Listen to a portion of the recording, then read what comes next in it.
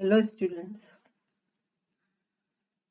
आज के इस लेक्चर में आप सभी का स्वागत है। आज हम BSc part second physical chemistry के पेपर थर्ड के अंतर्गत थर्मोडायनामिक्स सेकंड में thermodynamic scale of temperature and concept of entropy के बारे में पढ़ेंगे। जैसा कि हमने प्रीवियस लेक्चर्स में कार्नोट साइकिल के बारे में पढ़ा है, तो यहाँ पर अब हम थर्मोडायनामिक स्केल ऑफ टेम्परेचर यानी कि कोई भी थर्मामीटर या तापमापी बनाने के लिए पदार्थ के किसी ऐसे गुण का चुनाव करते हैं जिसके मान में ताप के साथ रेखीय परिवर्तन हो रहा हो। परंतु जब हमारे पास कोई ऐसा पैमाना ही नहीं है तो हम ये कैसे पता करें कि अमुक गुण के मान में ताप के साथ रेखीय परिवर्तन हो रहा है या नहीं।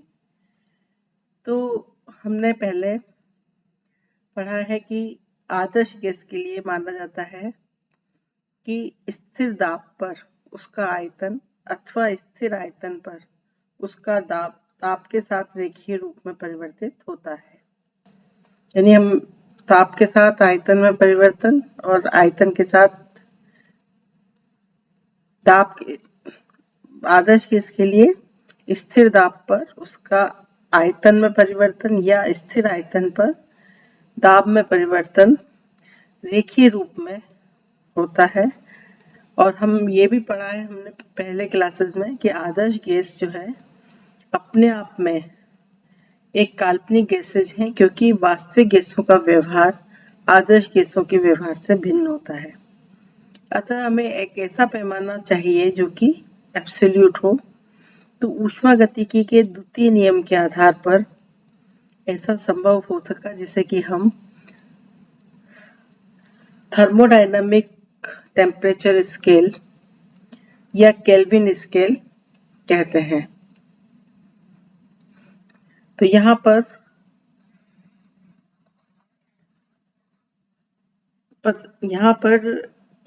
लॉर्ड केल्विन ने डिग्री के समान आकार को और पदार्थ के मोल को काम में लेते हुए जो पैमाना दिया वह आदर्श गैस पैमाने के समान ही था।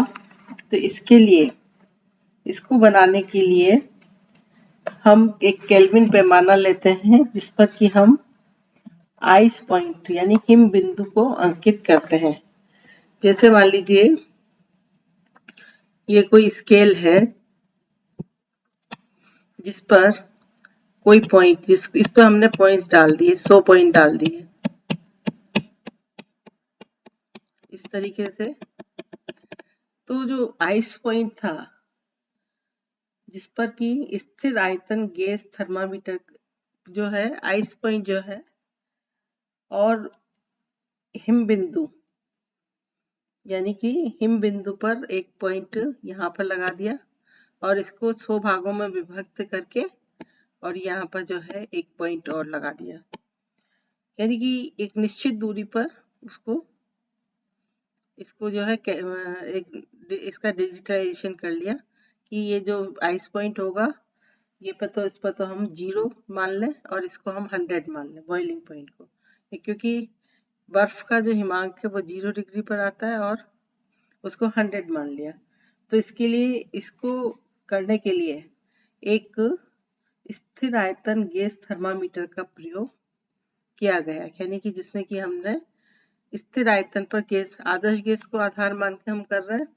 तो जैसे आदर्श गैस एक जो थर्मामीटर है जो कि स्थिर आयतन गैस भरी हुई है उसका प्रयोग किया और हिम बिंदु यानी कि आइस पॉइंट जो है उसको और जो स्टीम पॉइंट है उनके मध्य 100 भाग कर दिए और प्रत्येक भाग को हमने एक जो भाग था या जो अंश था उसको उस डिग्री को हमने अंकित कर दिया 100 के मध्य, 0 से 100 के मध्य में। इस प्रकार 100 अंश अर्थात सेंटीग्रेड पैमाने पर तापमान समीकरण जो हमें मिली है को प्राप्त तापमान पैमाने पर तापमान को हम इस समीकरण से हम बता सकते हैं T equal to P minus P I upon P S minus P I multiplied by 100। तो यहाँ पर जो P है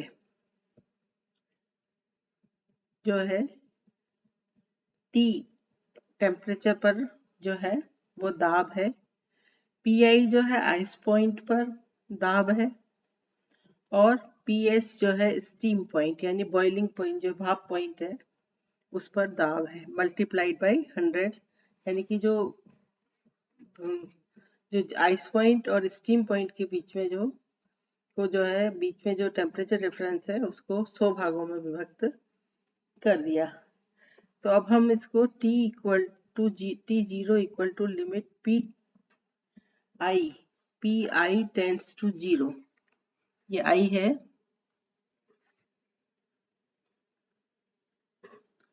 इसको हम I लिखें तो ये PI टेंड्स टू 0। तो इसमें 0 की तरफ जा रहा है तो 100 इंटू PI, इसको इस तरीके से लिखें अपॉन PS माइनस PI। तो यहाँ पर T0 जो है एक यूनिवर्सल कांस्टेंट है T0, और ये थर्मामीटर की गैस पर निर्भर नहीं करता। तो और थर्मोडायनामिक टेम्परेचर जो है इसे हम इस समीकरण से ज्ञात कर सकते हैं, Ti equal to P tends to 0 limit के अंतर्गत 100P upon PS minus PI, यानी कि T टेम्परेचर पर जो है दाब है और स्टीम पॉइंट पर दाब है और ये आइस पॉइंट पर दाब है। तो यहाँ पर T0 का मान जो है यद्यपि गैस की प्रकृति पर निर्भर नहीं करता, लेकिन इस बात पर निर्भर करता है कि PS और PI जो है उसको कितने सही तरीके से नापा जा रहा है। तो इस बात का बहुत सूक्ष्म ढंग से किए गए परीक्षणों पर प्रभाव पड़ता है। तो यहाँ पर थर्मोडायनामिक टेम्परेचर पर जो स्केल होगा वो ये होगा, ये केल्विन स्केल है। लेकिन आजकल के समय पे जो करंट डेफिनेशन है टेम्परेचर स्केल की वो जो है एक निश्चित बिंदु पर आधारित है, और वो बिंदु है जल का ट्रिपल पॉइंट। आप जानते हैं जल का ट्रिपल पॉइंट क्या होता है? वह बिंदु जिस पर जल, वाष्प और मतलब आइस, वेपर और वाटर तीनों जो है इक्विलिब्रियम में होते हैं, उस पॉइंट को हम ट्रिपल पॉइंट कहते हैं।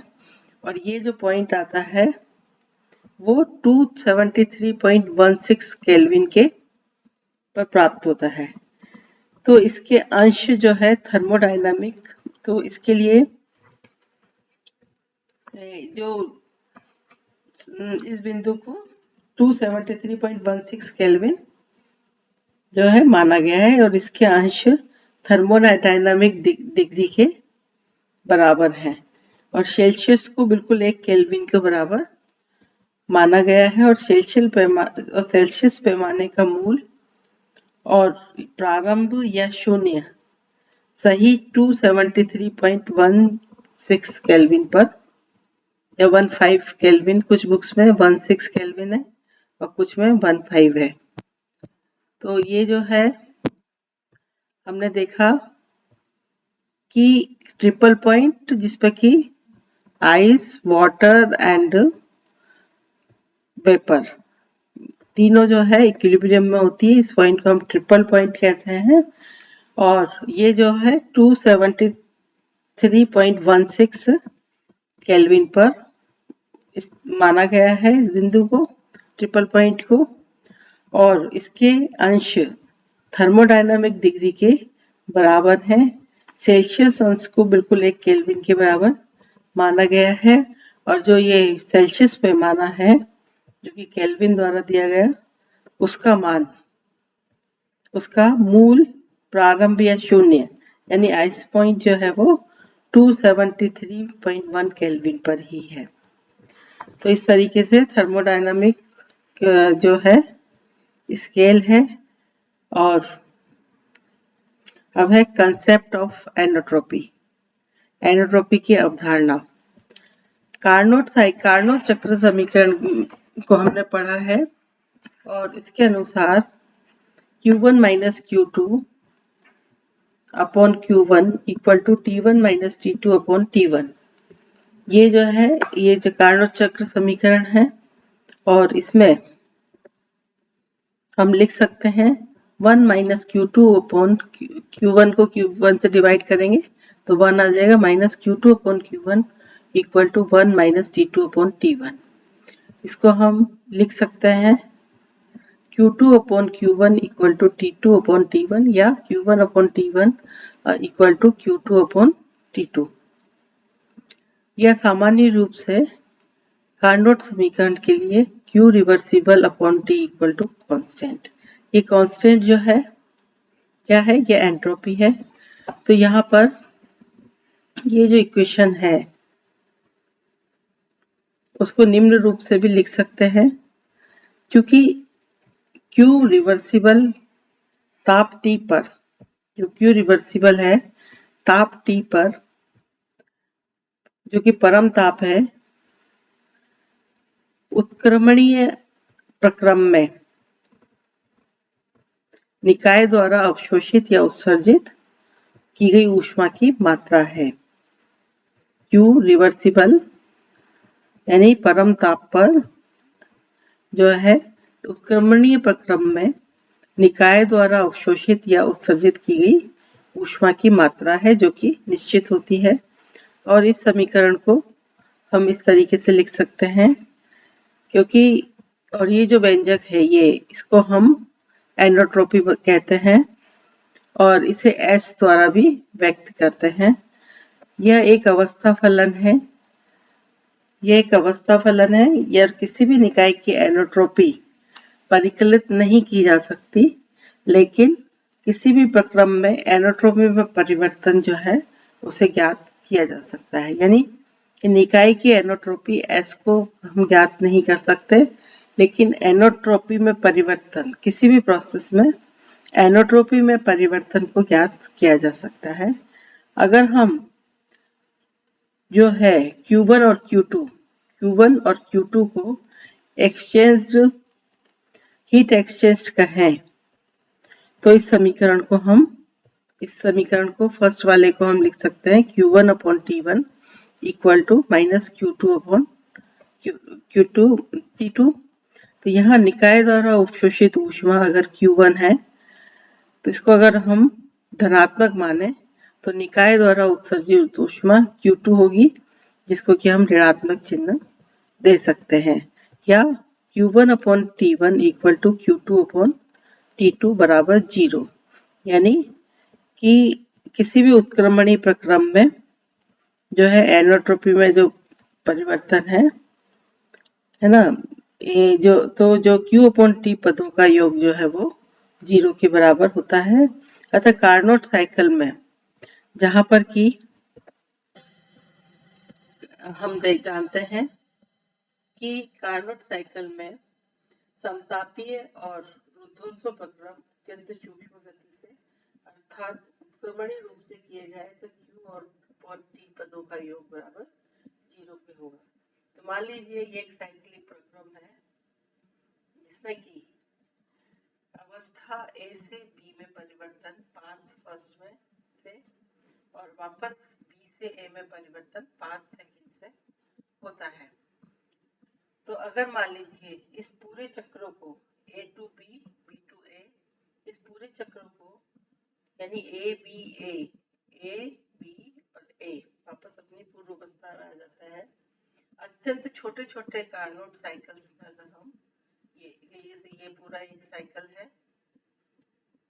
ये दूसरा साइकिल है, तीसरा है, ऐसे बहुत सारे साइकिल्स में अगर बांट दिया जाए या विभाजित कर दिया जाए तो यहाँ इसमें जो वर्टिकल रेखाएं हैं अगर इसे समतापी रेखाएं माने और हॉरिजॉन्टल को रुद्धोष्म मान सकते हैं, जैसा आप चाहें वैसा मान सकते हैं। तो यदि इन सभी चक्रों को पूर्ण करते चले, ये चक्र पूर्ण करें, यहाँ पे एनोट्रोपी परिवर्तन शून्य होगा, यहाँ इसको इसको इसको इसको हर एक चक्र को पूर्ण करते चले तो लूप के भीतर सभी पद एक दूसरे को कैंसिल कर देते हैं तथा खाली ए, बी और ए चक्र बचा रहता है। और प्रत्येक कार्नोट साइकिल के लिए Q1/T1 इक्वल टू Q2/T2 बराबर 0 के होता है। तो यहाँ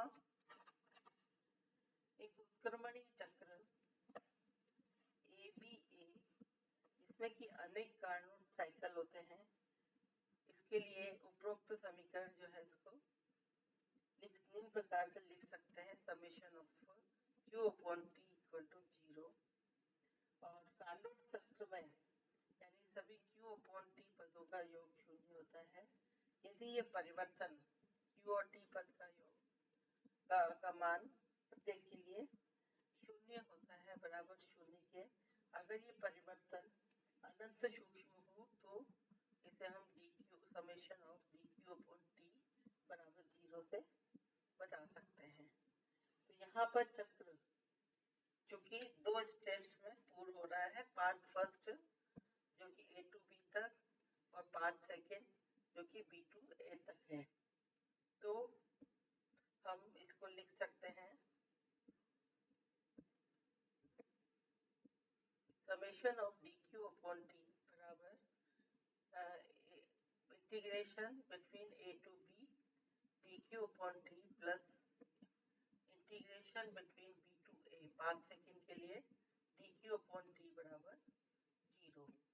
तो यहाँ पर A to B path first है तो इसको हम पाथ सेकेंड के लिए इसका मान हो जाएगा माइनस, या A to B पर जाने पर पाथ फर्स्ट से या A to B तक वापस, तो ये चिन्ह जो है यहाँ पर बदल जाएगा, या माइनस से या प्लस हो जाएगा पाथ सेकेंड से। यदि तो यहाँ पर जो फर्स्ट पद है ना, पद ये जो वैल्यू है ये A से B में परिवर्तन से संबंधित ऊष्मा पदों को dq के समाकलन से बताते हैं, जबकि पद सेकेंड के अनुसार अवस्था B से A में परिवर्तन, यहाँ पर B से A में जो परिवर्तन है से संबंधित ऊष्मा पदों के समाकलन से दर्शाते हैं। तो हमने ये 2 पद है, इससे हमने इसको बताया है। तो यहाँ पर A और B, A से B के बीच में मान एक निश्चित मात्रा है जो कि परिवर्तन के लिए चुने गए पथ पर निर्भर नहीं करता, यानी कि A से B में जाने पर जो वैल्यू है, ये वाली जो वैल्यू है, इसका मान जो है पथ पर निर्भर नहीं करता, केवल निकाय की अवस्था A और B पर ही निर्भर करता है। दूसरे शब्दों में यह पद निकाय की किसी अवस्था फलन के परिवर्तन को दर्शाता है और अवस्था फलन के परिवर्तन को दर्शाता है, तो ये ऐसे हम एंट्रोपी कहेंगे। यदि प्रारंभिक अवस्था में एनोट्रोपी अवस्था A में एनोट्रोपी S है और अंतिम अवस्था में एंट्रोपी SB है, तो delta S equal to SB minus SA equal to A to B dq/T है। अगर अनंत सूक्ष्म परिवर्तन के लिए ये जो परिवर्तन है ds इक्वल टू dq/T के होगा, लेकिन किसी ताप पर एक निश्चित परिवर्तन के लिए ds और dq जो है इसको हम डेल्टा S और Q से हम बता सकते हैं। तो यानी कि स्थिर ताप पर एक निश्चित परिवर्तन के लिए इस समीकरण से हम बता सकते हैं। तो निकाय की वास्तविक एनोट्रोपी को ज्ञात करना कठिन है, परंतु किसी प्रक्रम में अवस्था परिवर्तन में हुए एनोट्रोपी परिवर्तन को परिभाषित किया जा सकता है। तो किसी भी तंत्र में एनोट्रोपी परिवर्तन की गणना उस तंत्र में अवशोषित ऊष्मा में, जबकि वह उत्क्रमणीय ढंग से चलाया जाए, केल्विन ताप का भाग देने पर प्राप्त की जा सकती है। यानी कि अवशोषित कोई प्रक्रम अगर उत्क्रमणीय ढंग से चल रहा है तो उस तंत्र द्वारा शोषित ऊष्मा में जब केल्विन टेम्परेचर का भाग देंगे, यानी तो उस स्थिति में जो ऊष्मा परिवर्तन में जो एंट्रोपी को हम ज्ञात कर सकते हैं, यानी कि तंत्र द्वारा अवशोषित ऊष्मा में जब केल्विन ताप का भाग देने पर एनोट्रोपी परिवर्तन को ज्ञात किया जा सकता है यदि प्रक्रम उत्क्रमणीय ढंग से हो रहा है। यानी ये क्यू रिवर्सिबल प्रोसेस को बता रहा है, और है ना, और यहाँ पर इसमें जो एंट्रोपी परिवर्तन है उसको हम बता सकते हैं। तो डेल्टा एस जो है इसका मान भी डेल्टा एच और डेल्टा ई, जो कि हमने फर्स्ट लॉ ऑफ थर्मोडायनामिक्स में पढ़ा है, के समान, ये वो जो कि स्टेट फंक्शंस है, इनका मान भी एक निश्चित मात्रा होती है जो कि केवल निकाय की प्रारंभिक और अंतिम अवस्था पर निर्भर करती है। परिवर्तन चाहे किसी भी ढंग से हो, अर्थात उत्क्रमणीय या अनुत्क्रमणीय ढंग से किया हो, तो निकाय की प्रारंभिक और अंतिम अवस्था पर निर्भर करती है। तो entropy as a function of state, अवस्था फलन के रूप में जो है एंट्रोपी, तो यहाँ पर ds इक्वल टू, यानी कि अनंत सूक्ष्म परिवर्तन है एंट्रोपी में, equal to partial differential of q reversible upon t। यानी कि यहाँ पर इस समीकरण से हम जो है एनोट्रोपी परिवर्तन को बता सकते हैं। तो एनोट्रोपी जो है एक अवस्था गुण है, अतः इसका संबंध तंत्र के अन्य गुणधर्म जैसे ताप, दाब, आयतन इत्यादि के साथ भी होना चाहिए। तो हम जो पार्शियल चेंज इन Q अवशोषित की गई ऊष्मा equal to du plus p dv, इस फर्स्ट लॉ ऑफ थर्मोडायनामिक्स से हम लिख सकते हैं, जबकि तंत्र का दाब जो है P opposite equal to P हो। तो यहाँ पर इस समीकरण को लिख सकते हैं, और इस समीकरण में ये जो समीकरण है इसमें T का भाग देने पर delta Q reversible upon del Q reversible upon T equal to du upon T plus P dv upon T। अब यहाँ पर इसको हम इस तरीके से भी लिख सकते हैं, ds ये बराबर होता है ds के, तो ds equal to 1 upon T du plus p upon T dv।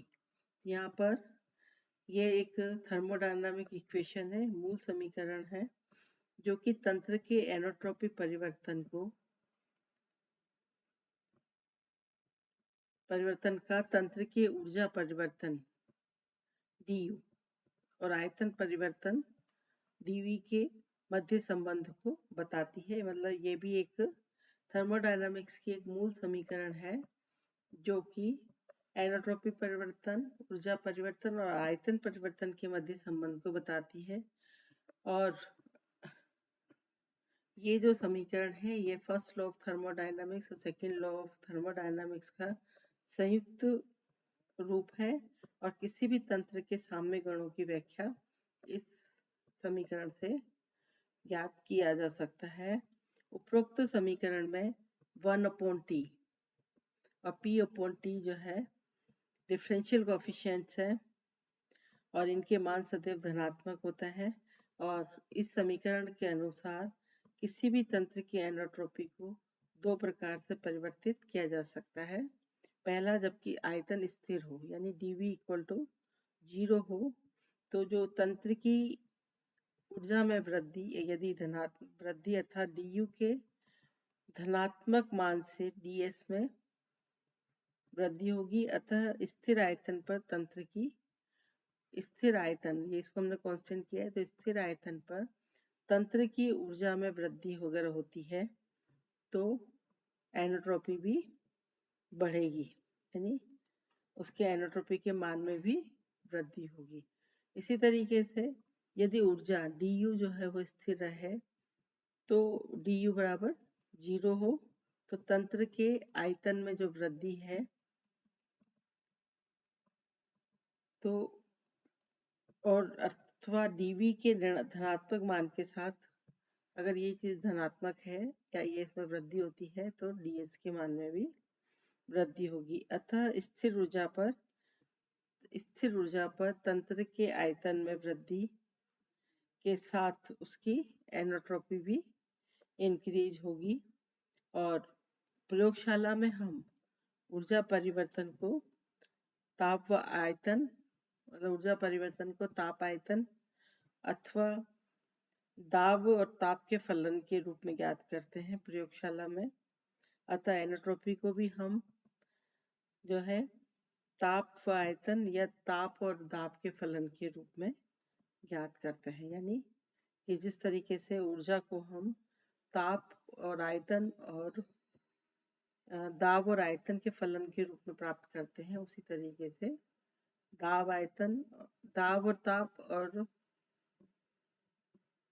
ताप आयतन रिलेशन से हम के फलन के रूप में हम प्राप्त कर सकते हैं। अब यूनिट्स ऑफ एनोट्रॉपी। एनोट्रॉपी परिवर्तन के लिए ऊष्मा पदों को परम ताप से विभाजित करते हैं। अतः एनोट्रॉपी की इकाई ऊर्जा को हम कैलोरी में और जो है टेम्परेचर को डिग्री सेल्सियस में बताते हैं, तो कैलोरी डिग्री -1 होगा। और SI यूनिट्स में जो है इसे जूल केल्विन -1 से बताते हैं।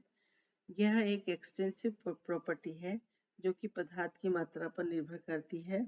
अतः किसी भी पदार्थ की एंट्रोपी को बताने के लिए उस पदार्थ की मात्रा का वर्णन करना भी आवश्यक होती है, जो कि साधारणतः 1 मोल होती है।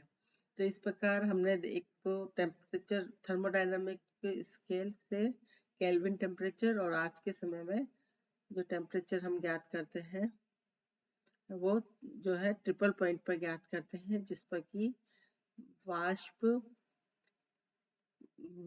और water and ice equilibrium state पे होते हैं, और ये जो टेम्परेचर होता है वो ट्रिपल पॉइंट कहलाता है, जो कि 273.16 डिग्री पर होता है।